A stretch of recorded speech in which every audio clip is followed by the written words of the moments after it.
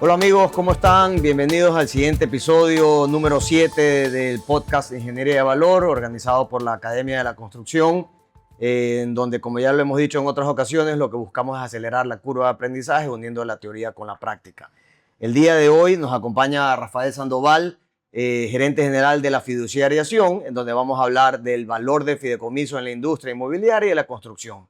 Y también tenemos a nuestro invitado, a nuestro host estrella, pues Javier Vera, que es ingeniero en geotécnica y conduce pues el programa para poder compartir con todos ustedes. Así que amigos, bienvenidos. Rafael, bienvenido. Pues Javier, ¿cómo estás? Rafael, bienvenido. Creo que es un tema que ya estamos pasando a temas que de la parte técnica que fueron los 5 primeros y el anterior fue una transición espectacular en el tema de los materiales y creo que hoy va a ser un tema de mucha utilidad. Yo me acuerdo hace 25 años, un amigo que es abogado, se comenzaba a hablar sobre los fideicomisos, algo esotérico, pero hoy todos los proyectos tienen fideicomisos y justamente no es una estructura legal, sino es una herramienta que genera valor en los proyectos. Correcto. Bueno, Vini, Cuéntanos un poco. antes que nada, gracias por la invitación. Ujú, Ya, digamos, tenemos algún tiempo trabajando en conjunto con Atinar, ujú. una muy bonita relación y creo que el día de hoy vamos a sacarle provecho para, de una u otra manera, impartir y dar cierto conocimiento a la audiencia. Exacto. Sí, exacto. O sea, muchas veces tenemos personas como tú acabas de describir, curioso que lo digas, la gente lo ve como algo esotérico, como algo pues complicado, difícil, y en la experiencia que hemos tenido, sobre todo con ustedes, es una herramienta que nos da muchísima seguridad a todos los actores. Le da seguridad al dueño del terreno, al promotor, al constructor, a los inversionistas, en caso que hayan, al prestamista, al banco, y eso nos permite viabilizar muchos más proyectos que cuando lo tienes que hacer directamente con una estructura de una empresa individual, ¿no? o sea, en Entonces, realidad lo que haces es que estás eliminando los riesgos, ¿no? ¿Verdad? Mitigando. mitigas los Bueno, riesgos, así es. mitigando los riesgos, Exactamente, así como es. el tema sísmico. Tal cual como en el tema sísmico. No Exactamente, lo puedes eliminar, lo puedes mitigar. lo puedes mitigar. Cuéntale al público por qué. Claro, a ver, sí hay que ser claro con relación a que no es física cuántica. Hay mucho tecnicismo, sí, es cierto. Ujú. Mucho tecnicismo legal de por qué podríamos hablar de un paradigma semi-esotérico. En la parte práctica, ese paradigma fue creado en su momento quizás por otras fiduciarias Ujú. que hacían un poco más complicado el esquema. No había tanto, estoy hablando hace 25 años, Ujú. no había tanta cultura de educación financiera, no había tanta cultura de promocionar el producto, servicio, darlo a conocer. Pero antes de entrar, digamos, aterrizar la idea de los fideicomisos inmobiliarios, que creo que es donde nos deberíamos quizás explayar un poco el día de hoy, hablar de manera general, el fideicomiso en efecto lo que es un contrato. O sea, eso definirlo. Y es un contrato en el cual una persona llamada constituyente saca de su propiedad un bien puede ser inmueble, dinero, carro, a creencias, Un terreno. etcétera, un terreno, por ejemplo. Sale de su patrimonio de ese bien y se constituye un patrimonio autónomo. Este patrimonio autónomo es un fideicomiso mercantil y al ser un fideicomiso mercantil tiene que tener un representante legal. El representante legal en el Ecuador son fiduciarias, son sociedades anónimas con un objeto específico. Y cuando yo explico qué es lo que hacemos nosotros como fiduciaria, lo simplifico diciendo que nuestra gestión es únicamente administrar patrimonio de terceros. De ahí viene el fideicomiso mercantil como tal. Okay. Entonces, Y eso está regulado por la Superintendencia de Compañías. eso está regulado por la Ley de Mercado de Valores. Al día de hoy es parte de, creo que el libro segundo del Código Monetario, Código Monetario, desde el 2014 que hubo una codificación a la ley, y a su vez hay una codificación de resoluciones del entonces CNB, al día de hoy la Superjunta, el Control Monetario Financiero, que es la que a su vez nos da cierta reglamentación. Entes de control, superintendencia de compañías, Para lo cual vale la pena aclarar, tienes que reportar mensualmente, a diferencia de una empresa que reporta pues anualmente su estado financiero. Va a depender, la reportería que nosotros hacemos va a depender mucho del tipo de fideicomiso mercantil y eso va a estar supeditado si el fideicomiso está inscrito en Catastro Público de Mercado de Valores. Hago un paréntesis. Todo fideicomiso mercantil o estructura fiduciaria que esté de una u otra manera vinculada, directa o indirectamente, con un proyecto inmobiliario, debe estar inscrito en un catastro público de mercado de valores, y eso lo que da es esta obligatoriedad de una periodicidad con relación a reportería de información, tanto a Servicios de Rentas Internas como Superintendencia de Compañías y de hecho a la Unidad de Análisis. Siendo información pública de acceso libre a todos los interesados del proyecto para que puedan tener transparencia. Sí, en efecto, de cara, nosotros vamos a hablar de muchos paréntesis en este momento. De cara a la información que los constituyentes y o beneficiarios nos otorgan, es confidencial. ¿Ya? Correcto. Sin embargo, de cara a esas mismas personas y o a las personas vinculadas de manera indirecta con el proyecto, como por ejemplo promitentes compradores, sí hay una transparencia respecto a la gestión de la fiduciaria por medio de rendiciones de cuentas o informes de gestión. Que de hecho, esos informes de cuentas o rendiciones de cuentas o informes de gestión van a tener una periodicidad también establecida dentro del mismo fideicomiso mercantil. Mencionando los promitentes compradores, Javier, también otro tema interesante es que ustedes hacen el famoso KYC, Know Your Client, conozca a su cliente, de tal forma que te filtran a un posible cliente complicado, o sea, pues alguien que te vaya después a tener problemas, que sea de negocios ilícitos, claro, narcos, etcétera. A través de la fiduciaria logras filtrar este tipo y son muy estrictos y creo que los promotores también estamos satisfechos con que sean así estrictos, porque al final del día es un filtro más que tienes para... Seguridad. Es una seguridad, sí. También esa seguridad nace con una trazabilidad, que entiendo hay hitos. Si pasas el hito financiero, que tiene que ver con las ventas, y no el hito técnico por los estudios, el hito legal, etcétera, etcétera. Tiene varios hitos hasta que ya se comiencen a entregar los flujos para comenzar el proyecto de construcción. Ahí estás entrando en materia de declaratoria de punto de equilibrio. El punto de equilibrio. Yo te diría, y de cara a la audiencia, vamos quizás un paso hacia atrás. Vamos. Primero, tener claro lo que es un fideicomiso mercantil, que creo que ya lo aclaramos. Exacto, sí, un autónomo que difiere de la propiedad tanto del constituyente, de la fiduciaria y o de los beneficiarios. De hecho, es un patrimonio completamente aislado e independiente que tiene por necesidad jurídica, por así decirlo, y operativa, de una u otra manera, tiene o debe contar con un objeto, con una finalidad.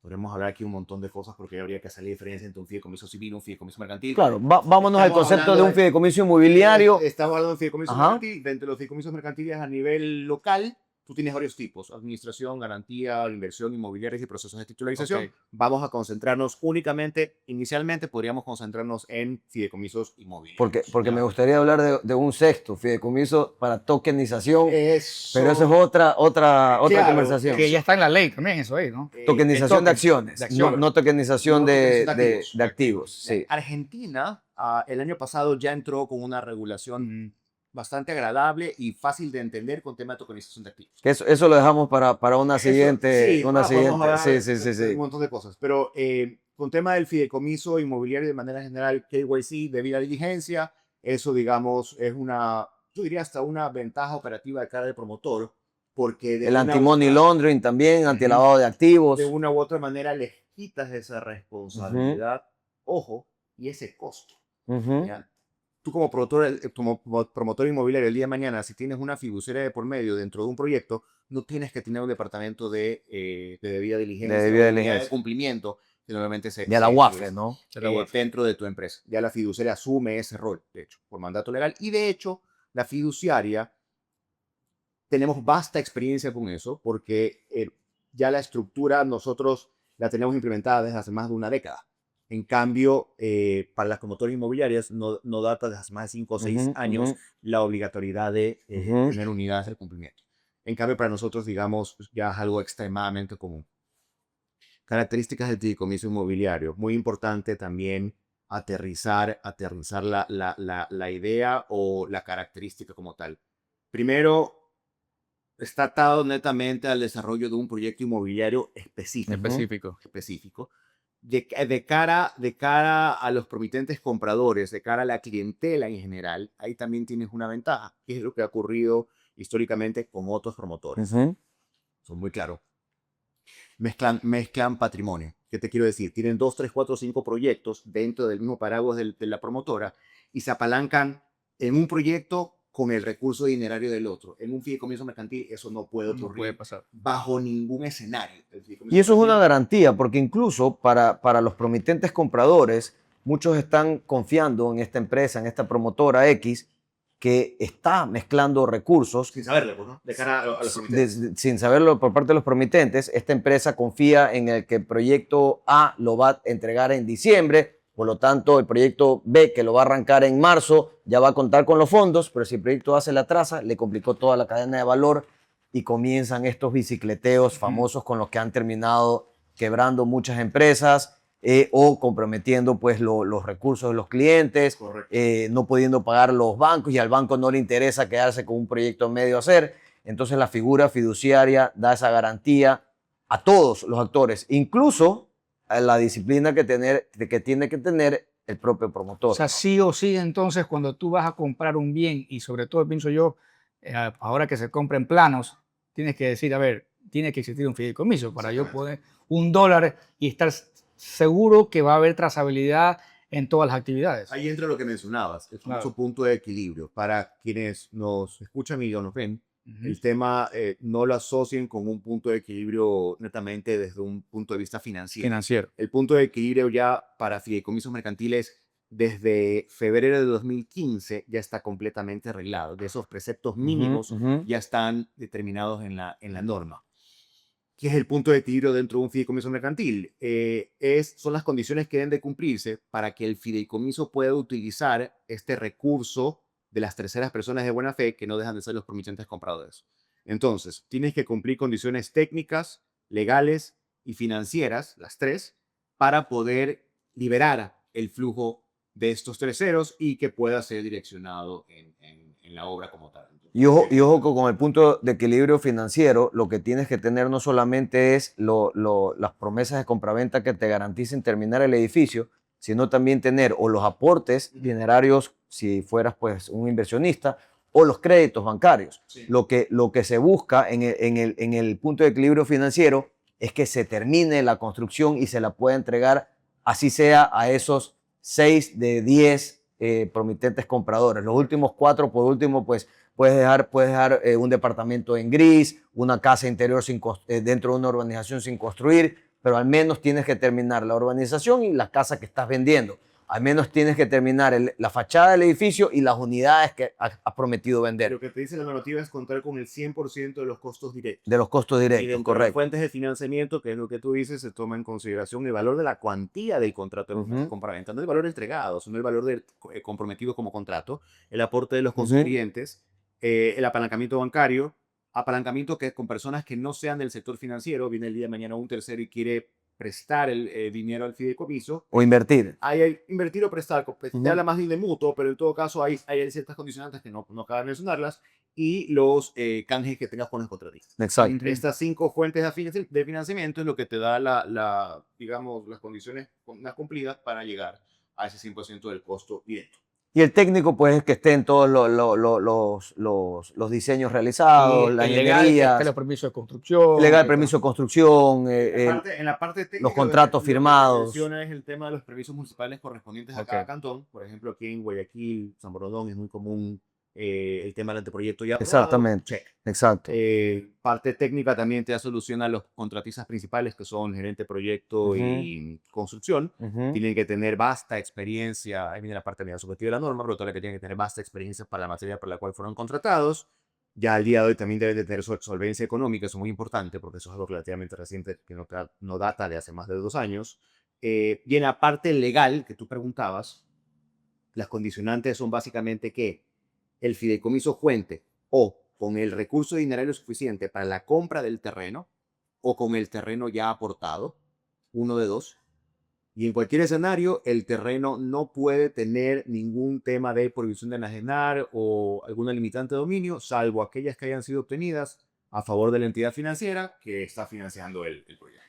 ¿Hay un monto mínimo para considerar un fideicomiso? Un ejemplo, ahorita que se están haciendo cualquier cantidad de casas en todas estas nuevas organizaciones en San Borondón, ¿vale la pena un fideicomiso para que el dueño de la casa esté tranquilo con el constructor X o realmente eso no vale la pena? Cuando son contrataciones directas, yo te diría es un costo que no tiene razón de ser asumido. Claro, o sea, si tú eres dueño del terreno, por ejemplo, no lo vas a aportar a un fideicomiso para contratar a un constructor. Claro. Pudiera haber una relación Una directa. relación Yo te directa diría, con un yo te diría contrato. que más allá de montos, yo verificaría o analizaría más bien el tipo de proyecto Exacto. o el proyecto como tal. Porque puedes tener de repente un proyecto de un costo que no sea muy elevado, pero que mandatoriamente o quizás de cara a una perspectiva de transparencia o de captación de clientes, quieres hacerlo con un fideicomiso mercantil.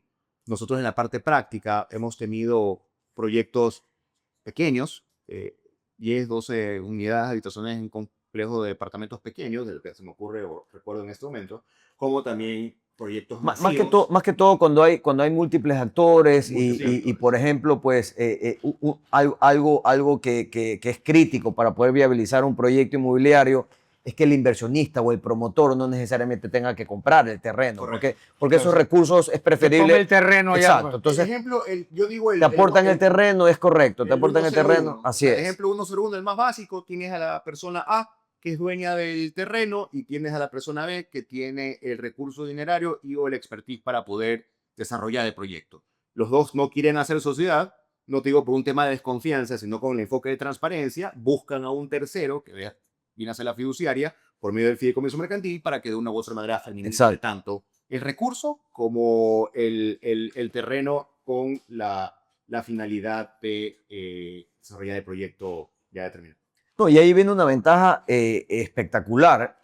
El fideicomiso es un ente autónomo, entonces, por lo tanto, no es el patrimonio del promotor el que está garantizándole a un banco, a un prestamista o a los promitentes compradores, sino es el patrimonio que ya se encuentra activado en el fideicomiso. Podemos decir que es autosuficiente. Pero igual necesitas un fondo semilla para... Sí, puedes necesitar un fondo semilla, pero a lo que voy es que la característica del fideicomiso, quizás aquí en Ecuador no todos los promotores acceden a esta ventaja que tiene, pero tú puedes manejar conceptos de project finance, es decir, proyectos, que el proyecto financiero sea autónomo. Tú puedes tener una persona que tenga un patrimonio pequeño, digamos, pues un promotor pequeño, digamos, pero, que tenga $500,000 de patrimonio, un promotor, pero el proyecto es de $20 millones.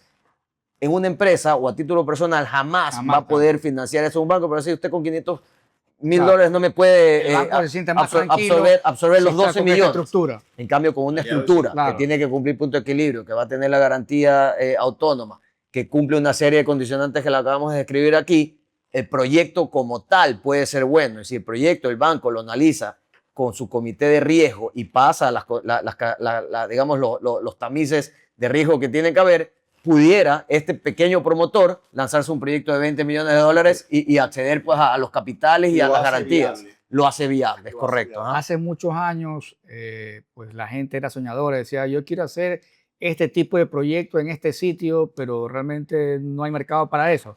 La pregunta es, ¿ustedes recomiendan o exijan que se hagan un estudio de mercado para ver cuál es el target y qué tipo de negocio es viable para que ustedes se metan? Porque igual tampoco quieren ustedes perder tiempo, sino que sea un proyecto viable.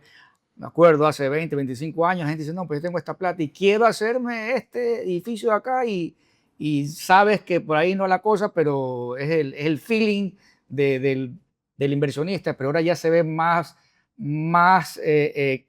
el hecho de que consultes con expertos para ver cuál es el muñeco que va a tener éxito. Yo creo que el mercado también ha madurado mucho y parte de esa madurez es contar con estudios de mercado previos. Sí, totalmente. Inclusive de cara, por ejemplo, hablábamos del tema de la inscripción en catastro público. Parte de la documentación que se tiene que presentar es ya un flujo, un cronograma que esté acorde a la viabilidad o las factibilidades. Entonces, la respuesta a su pregunta es sí. Sí lo recomendaría. ¿Pero ustedes recomiendan o está dentro de un checklist? ¿Sabes qué? Esto es importante para minimizar el riesgo. Yo te diría que sí, deberían, sí es exigido. Sí, Ya. sí. En la parte práctica, ¿qué es lo que ocurre? Siempre pasa. Claro. tenemos un histórico de clientes o en el caso de ustedes, Promotores. de promotores, iba a decir aliados estratégicos, que ya tienen su track record y ya de una u otra manera están inteligenciados al 100% de cómo se debe hacer, cómo deben dar esta bebida. Pero quizás con promotores nuevos sí sería extremadamente recomendable. Ahora, es exactamente el caso que hemos hablado en los otros episodios cuando hablamos de ingeniería de valor por la parte del suelo. Al momento que tú haces un estudio de suelo, lo que haces es mitigar el riesgo o eliminar la incertidumbre que puedas tener. Es decir, mejoras la certeza del proyecto. Con eso tú puedes diseñar con menores factores de seguridad porque sabes que el terreno, y ahora conoces el terreno. Igualitos en el tema de mercado. En el tema de mercado es preferible conocer o por lo menos tener una idea de la demanda. Hay dos tipos de estudios de mercado, el estudio de mercado de demanda y el estudio de mercado de oferta. El estudio de mercado de oferta, por lo menos aquí en el Ecuador o en nuestras ciudades, es mucho más acertado porque tú puedes ver lo que se ha hecho alrededor. Entonces tú puedes ver estas casas de estas características se han vendido en tanto tiempo, sabes en cuántos meses se han logrado vender, entonces la absorción ha sido buena, ha sido mala, por qué no fue buena, qué pasó, mayor tamaño, menor tamaño, edificios, departamentos, oficinas, locales comerciales. Pero también es importante el estudio de demanda, aunque sea un estudio demográfico, o sea, tener una idea de cuál es el perfil del consumidor, ¿Qué es lo que quiere? Cuánto es lo que gana promedio familiar, cuáles son sus gustos, las características. Entonces, igual que en la parte técnica, mientras más conocimiento del mercado tienes, mayor certeza vas a tener de que te va a ir bien o mal al precio que tú estás apuntándole. Entonces, porque eso es un valor que le estás agregando a tu proyecto, definitivamente. Ahí también sí me gustaría quizás añadir algo. Muy importante también el acompañamiento más allá fiduciario tributario. Nosotros parte de la idea nuestra como fiduciaria de dar un servicio integral es también incluir un asesor tributario que de una u otra manera puede armar una estrategia tributaria, vale la redundancia, para también que las expectativas del promotor o del cliente o del constituyente de ese fideicomiso se cumplan. Muy importante, muy importante. Exacto, la maximización de retornos viene por varias vías. Viene por el lado de mercado, viene por el lado técnico, viene por el lado legal, viene por el lado tributario. Y igual, por no conocer, muchas veces tomamos factores de seguridades. Por ejemplo, el pensar que voy a tener que pagar más impuestos de lo que debería de pagar puede obligarme a pretender vender más caro. Y eso hace que venda más lento y por lo tanto el proyecto corre un riesgo de no salir adelante por la no certeza de estos detalles, igual que la ingeniería técnica. Está al revés, yo estoy aquí haciendo las preguntas.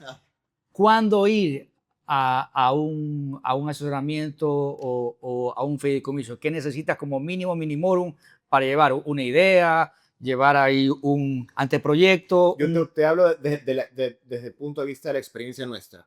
Hemos tenido de todo, desde la idea del proyecto, digamos, literalmente pensado. ¿Ya? Y desde el otro extremo, ya el proyecto en marcha, ¿ya? Y sabes que creo que debí haber constituido un fideicomiso desde el inicio, pero en marcha lo quiero hacer. Entonces, no hay una respuesta, digamos, exacta. Va a depender mucho de la necesidad del cliente y del momento del proyecto. Lo ideal es que, o lo utópico, es que el acompañamiento nazca desde un principio. Ya. Y ahí muy importante contar, como por ejemplo con esta buena relación a nivel comunicacional que tenemos. Oye, tengo esto en marcha, ¿qué forma vamos por este lado? Ojo, porque no siempre la vía es la misma. No siempre la vía va a ser el mismo esquema de fideicomiso mercantil inmobiliario, sino que vas de repente tener una necesidad puntual diferente al usual. Y parte de la labor de la fiduciaria es guiarte y decir, mira, esto yo te sugiero que es la mejor estructura, o como en ocasiones, contadas eso sí con los dedos de una sola mano, decir, no necesitas una estructura fiduciaria. También nos ha pasado.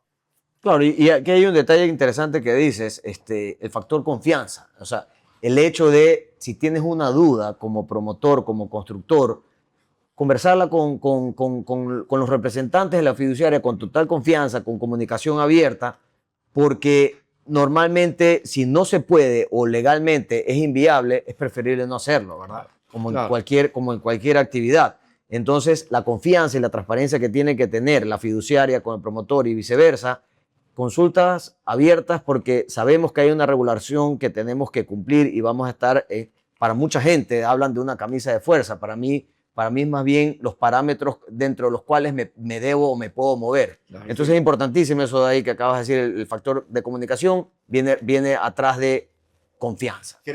Créanlo o no, pese a que la estructura está extremadamente reglada, es muy flexible.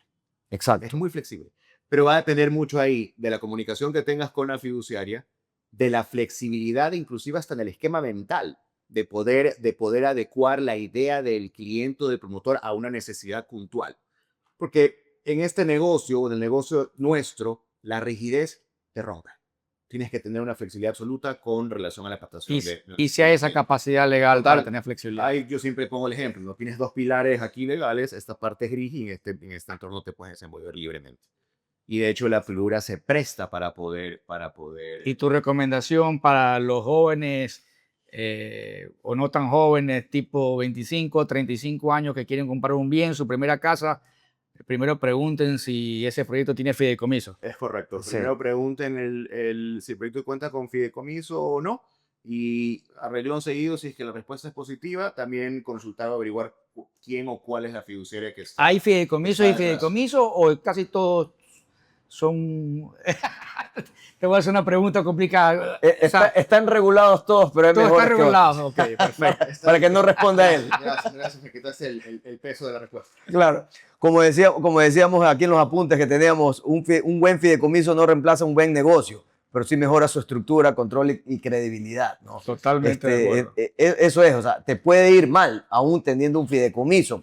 No hiciste un buen estudio de mercado, no hiciste un buen estudio técnico. Tiene factores externos. Tienes factores externos, Una pandemia. exógenos que puedan frenar el proyecto. Actualmente, la crisis de combustible, crisis de petróleo, o sea, son factores... Incrementos de costos por una Está guerra subiendo, en el otro lado del mundo que no tiene nada que ver con nosotros. Eso de ahí no te lo va a garantizar el fideicomiso, pero te ayuda a mitigar de una u otra forma el riesgo. Voy a lanzar una pelota ahorita que vi una gorra por ahí.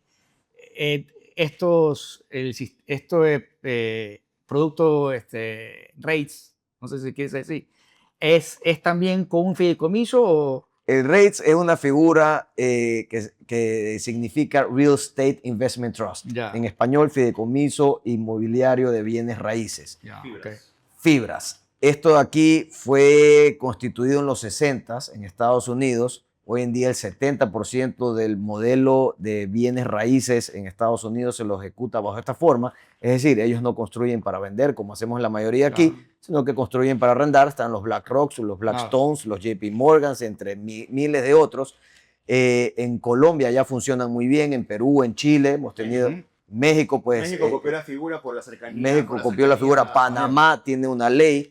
¿Y cómo lo ves acá en Ecuador, Guillermo? Acá el problema es que la ley que está creada para un fondo colectivo y el fondo colectivo ha sido creado para más el mercado de valores que para impulsar la economía. Hemos estado pensando, tratando, hablando pues públicamente en redes, a través de asambleístas, de manera independiente de manera independiente en conjunto, de cómo crear una ley que incentive los modelos REITs, pero a mi criterio para los centros de producción, no para vivienda, porque vivienda tú construyes un bien en donde va a vivir una persona, Y no te genera... no genera actividad, Actividad comercial, empresarial, claro, comercial. claro. En cambio, si tú construyes un centro comercial, dentro del centro comercial vas a tener gente que ejecuta pues, actividades comerciales, un edificio de oficinas, un hospital, un edificio de consultorios médicos, de lo que sea, de restaurantes, hoteles, plazas comerciales. Tú construyes el vehículo donde mucha gente va a ir a producir después, eso genera empleo, mueve la economía, etc. ¿Y qué falta para tener la plataforma para que más gente se lo vea? Yo te diría que terminar de entender el modelo de parte de las personas que pueden tomar decisiones para reglamentarlo o para legalizarlo, y que más personas lo hagamos. Nosotros sacamos un proyecto muy interesante con este modelo Al principio pues había un NDA firmado donde el modelo era casi que oculto, pero costó tanto convencer al sector financiero, a los clientes, que yo dije, comencemos a abrir el modelo de tal forma, como dice Tesla, que sea open source, que todo el mundo lo haga, de fuente abierta, y de esa forma se comience a normalizar. Una vez que se normaliza ese modelo, volveremos en 20 años a hablar, oye, ¿te acuerdas cuando hace 20 años los fideicomisos eran algo esotérico? Hoy en día es normal o casi normal. Los rates, yo creo que en algún momento, en el mediano plazo, se volverá algo normal, y ojalá que las leyes nos acompañen para incentivarlos. Tú mencionas eso que en los Estados Unidos ya se viene aplicando. Una vez conversando con Cheche, me decía cuando hizo un posgrado en UC Berkeley, Exacto. justamente vio todos estos modelos. Entonces, eso tiene más de 20, 30 años y aquí recién están comenzando. Pero yo creo que ahí viene una oportunidad, ¿no? Oportunidad. Ese ejemplo que tú das de Cheche hizo un modelo en donde tenían que construir un edificio de oficinas, arrendarlo a 7 años y en 7 años hacer la estrategia de salida, el exit, para poder cobrar la renta y el recuperar la plusvalía que ha ganado hasta el punto en donde el edificio comienza después a demandar mantenimiento y una serie de cosas. Claro. España está haciendo eso. Según me cuenta, quedaron segundos en ese modelo de negocio, y perdieron contra un modelo que fue presentado por un grupo que trabaja con George Soros. Así que le fue bastante bien, con el modelo. Sí. ¿En Europa no se está viendo eso mucho o es más en América? Es más en América. Más en América como tal. Ahí lo que para complementar también la idea, sí, en efecto, lo que hace falta, a mi criterio, y comparto, es un tema regulatorio. Regulatorio, ya aterrizando la idea, porque se habla mucho de la idea a nivel de fondo colectivo, pero en efecto el fondo colectivo tiene una intención de promover específicamente mercado de valores mediante las cuotas de participación que se colocan. No está tan enfocado a un fibra 100%, digamos, en blanco y negro, ya estipulado en mercados no tan lejanos. En Perú, yo te diría más del 90% de los proyectos ya se están financiando así. Así, ¿no? Sí. Colombia también, Perú, México ni se diga, y Panamá recientemente. Panamá, tú tienes un mega desarrollo inmobiliario a raíz del 2010, que de una u otra manera ha sido también autofinanciado por estos modelos. Con este gobierno que está impulsando la construcción, yo creo que es el momento para... Este es el año de la construcción. Claro. Han hecho muchísimo por el lado de vivienda, interesantísimo. Pues tenemos un proyecto compartido que es de interés social, que venía complicado porque el mercado financiero, que es al final el que necesita para que exista el crédito hipotecario del comprador, claro, teníamos complicaciones, y sale pues una ley que incentiva este modelo de negocio, entre otras, que podamos las personas naturales o jurídicas donar hasta el 30% de nuestro impuesto a la renta a vivienda de interés social. Entonces, evidentemente, eso es un incentivo importantísimo. Hay un déficit enorme en el tema de vivienda. Hay un déficit. Sigue todavía, ¿no? En términos de vivienda, y el PIB de la construcción viene decayendo, pues en los últimos 15 años hemos pasado de ser casi el 8%, 9%, a menos del 5%. Y esto de aquí yo creo que sí lo va a repuntar. Hay otras leyes también que favorecen para recuperación del IVA, el IVA en insumos clave de la construcción, claro, también están por debajo. Todo eso ayuda a incentivar el mercado, pero en la parte de vivienda creo que también debemos de enfocarnos en incentivar el mercado en la parte productiva, porque la parte productiva es lo que permite que la gente tenga empleo, es lo que permite que acceda a recursos para poder pagar un crédito hipotecario al final del día y comprarse un chicle o un caramelo. También es consumo, básicamente. Sin embargo, la participación de mercado de valores de cara al PIB nacional ha venido aumentando. Sí. Nosotros, en cambio, sería un efecto contrario. Ya el día de hoy representamos el 12 o el 13% del Producto Interno Bruto. Bueno, que te cuento una cosa. Si bien el PIB de la construcción ha venido cayendo, en los últimos años ha repuntado.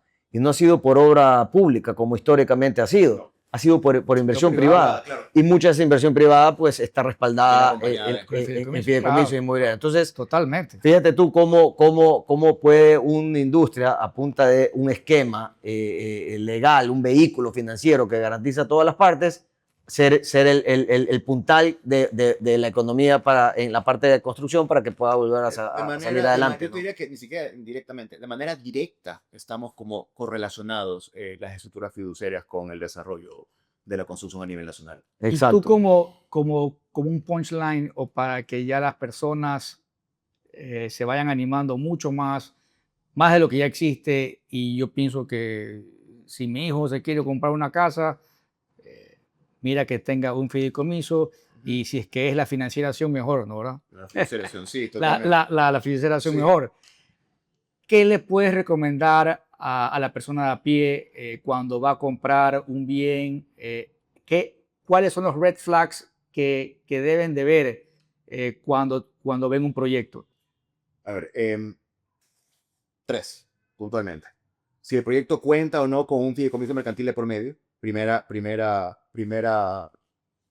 observación. Segundo, conocer el histórico de una u otra manera de la fiduciaria que está detrás del proyecto.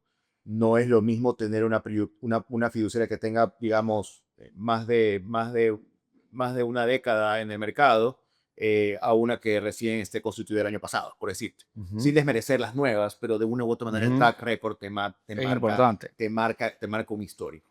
Y a la par, conocer el promotor. Conocer el promotor inmobiliario que está detrás de ese proyecto inmobiliario. Esos 3 análisis, todo comprador o todo posible comprador de una unidad habitacional, a mi criterio, debería analizar y revisar. En la parte práctica, ya el día de hoy, con todo el tema tecnológico, hay mucha información que literalmente con el celular en la mano la puedes averiguar. E inclusive, vamos un paso adicional. Digamos que este comprador ya hace la revisión, hace su debida diligencia, ¿verdad? Y en efecto identifica que la casa del proyecto XYZ tiene un fideicomiso mercantil. Yo invitaría a esa persona, por ejemplo, si es que el proyecto lo estamos administrando nosotros, a que visiten la fiduciaria. Deberían hacerlo. Ver y literalmente identificar dónde está la oficina, ver que en efecto exista. O sea, son cositas que de una u otra manera serían prudentes hacer. Exacto, al final del día es una vivienda, una propiedad, un patrimonio de este tipo, pues puede llegar a ser la inversión de tu vida, ¿no? Entonces es importante protegerse. Y la última pregunta es las remesas del extranjero, la gente que igual sé que son miles de millones de dólares que van a regresar al Ecuador, ¿sí están metiendo plata en el sector inmobiliario? Nosotros en la parte práctica, dentro de los proyectos que manejamos activamente al día de hoy, sí hemos visto, no te diré un gran incremento, pero sí un ligero incremento en lo que va de este año con relación a promitentes compradores que son personas que viven en el extranjero o que están trayendo su remesa.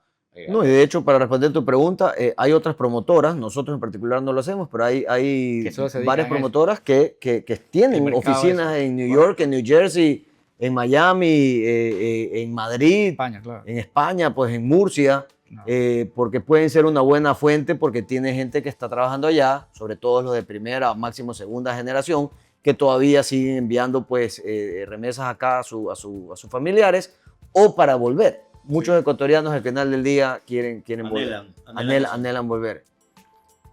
Muy bien. ¿Qué te pareció? Yo creo que interesante, fue, ¿no? Una lluvia de información, pero súper bien explicado y creo que vamos con muy buenas ideas.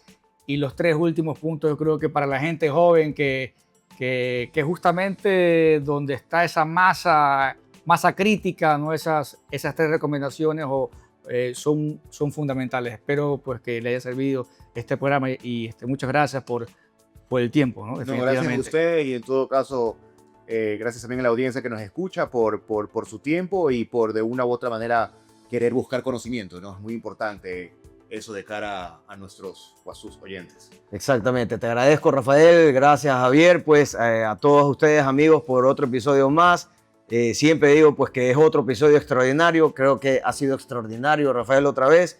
Aquí en la Academia de la Construcción lo que buscamos es acelerar la curva de aprendizaje, justamente juntando la teoría con la práctica.